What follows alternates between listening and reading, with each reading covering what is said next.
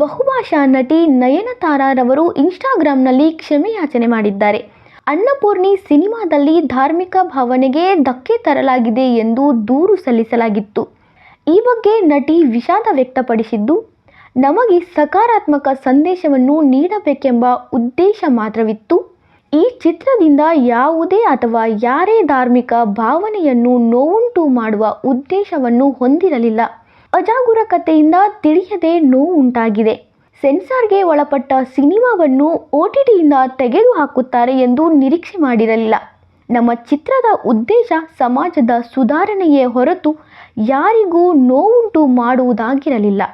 ಯಾರ ಭಾವನೆಗಳಿಗಾದರೂ ನೋವುಂಟಾಗಿದ್ದರೆ ಕ್ಷಮೆ ಕೇಳುತ್ತೇನೆ ಎಂದು ತಮ್ಮ ಇನ್ಸ್ಟಾಗ್ರಾಂ ಖಾತೆಯಲ್ಲಿ ಬರೆದುಕೊಂಡಿದ್ದಾರೆ.